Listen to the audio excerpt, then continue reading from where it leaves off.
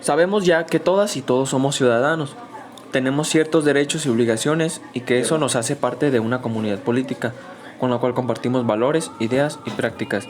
Sabemos que eso nos permite votar y ser votados, expresar nuestras opiniones, protestar o apoyar a las diferentes ideas y propuestas políticas. Pero, ¿te has preguntado alguna vez cómo sabemos todo eso? ¿Cómo sabemos qué significa la ciudadanía? ¿Cuáles son nuestros derechos? ¿Y cómo podemos participar en la sociedad como ciudadanos? Pues ninguna de esas cosas las sabemos al nacer, sino que las aprendemos en algún momento de nuestras vidas.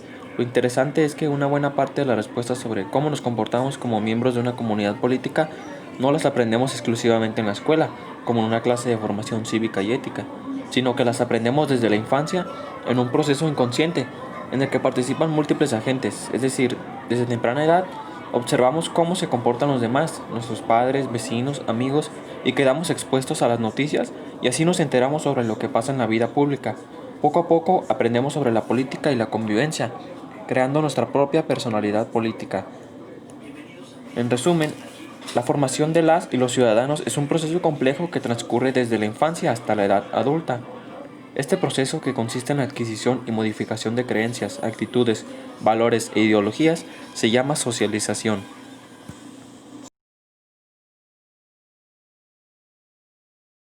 La Edad Moderna es el periodo comprendido desde el siglo XV al XVIII y que se encuentra entre la Edad Media y la Edad Contemporánea. Podemos afirmar ciertamente que ese periodo fue considerado de intensos cambios. La era moderna tuvo inicio, según algunos historiadores, se dio el 29 de mayo de 1453, fecha que registra la conquista turca de Constantinopla, pero no representa un consenso entre los historiadores. Otros estudiosos apuntan otras fechas para el inicio de la era moderna, como el viaje de Vasco da Gama a las Indias o el viaje de Cristóbal Colón a las Américas. Su final acompaña la Revolución Francesa del 14 de julio de 1789, caracterizado por una etapa de grandes cambios, revoluciones y los cambios en la mente occidental. Estos cambios económicos, científicos, sociales y religiosos dieron origen al sistema capitalista. Por lo tanto, los principales acontecimientos de la era moderna fueron los siguientes. En primero, fue las primeras grandes exploraciones. En segundo, el Renacimiento. En tercero, la reforma religiosa. En cuarto, el absolutismo. En quinto, la Ilustración. En sexto, la llegada de Cristóbal Colón a América. Y por último, la Revolución Francesa.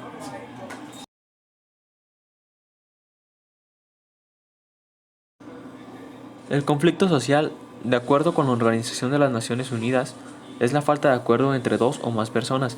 Sin embargo, siempre y cuando dicha falta de acuerdo persista en el tiempo, afectando de esta forma a un gran grupo de individuos a los que dicha situación llega a generarles efectos negativos. El conflicto social, además, puede llevar aparejados signos de violencia. Este tipo de conflictos, al igual que los conflictos armados, tienen repercusiones en una determinada población. De hecho, un conflicto llega a considerarse social cuando dicho conflicto afecta a un gran grupo de población, al que genera situaciones desagradables que pueden ser devengadas del propio malestar generado.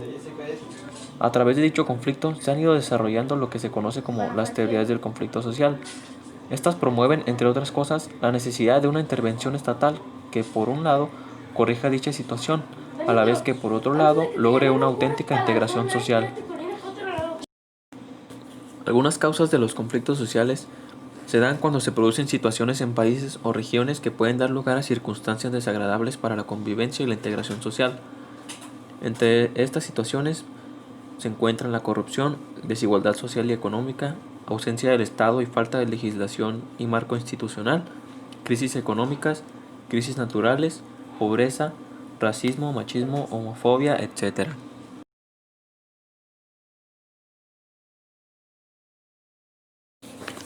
Multiculturalidad es la existencia de varias culturas que conviven en un mismo espacio físico, geográfico o social. Abarca todas las diferencias que se enmarcan dentro de la cultura, ya sea religiosa, lingüística, racial, étnica o de género. La multiculturalidad es un principio que reconoce la diversidad cultural existente en todos los ámbitos y promueve el derecho a esta diversidad. Según la sociología o la antropología cultural, la multiculturalidad es la constatación de que coexisten varias culturas en un mismo espacio geográfico o social, pero no implica necesariamente que exista una influencia o intercambio importante entre ellas. Es por ello que la multiculturalidad puede verse en la formación de comunidades aisladas como por ejemplo los barrios italianos, chinos o palestinos que existen en algunas grandes ciudades, sin o con muy poco contacto con la comunidad local. Cuando las comunidades logran... La palabra interculturalidad se refiere a las relaciones de intercambio y comunicación igualitarias entre grupos culturales que son diferentes en atención a criterios como etnia, religión, lengua o nacionalidad, entre otros. Por principio, el término no reconoce superioridad de una cultura sobre otra, independientemente de la relación entre mayoría y minoría. La interculturalidad apunta a construir una sociedad más democrática al visualizar, describir y valorar igualitariamente los modos de apropiación y revaloración de significados entre diferentes grupos.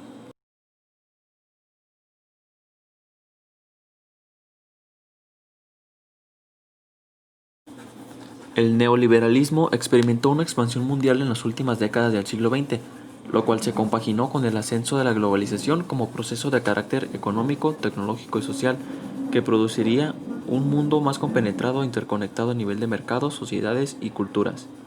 La expansión del sistema capitalista como producto de la caída de las economías comunistas, junto con principios propios del neoliberalismo, tales como la limitación de la intervención estatal en las relaciones comerciales y la oposición a las regulaciones y los aranceles, todo ello bajo el esquema del libre mercado, ha ido provocando una unidad económica mundial, con fronteras cada vez más abiertas y mercados comunes cada vez mayores, propia de una economía globalizada.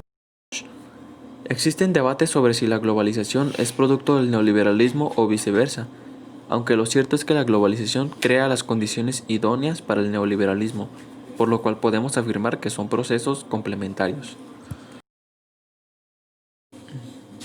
Para mí, claro que podemos ser ciudadanos siempre y cuando cumplamos con con nuestros deberes, responsabilidades y obligaciones como ciudadano. Todo esto implica participar activamente en la vida social, política y económica de tu comunidad y de la sociedad. Como ciudadano debemos informarnos sobre lo que sucede a nuestro alrededor para aportar ideas, promover y apoyar cambios, mejoras y expresar nuestras opiniones con libertad y respeto. Claro que es posible ser ciudadano siempre y cuando cumplamos con nuestro rol en la sociedad y con todo lo que esto implica.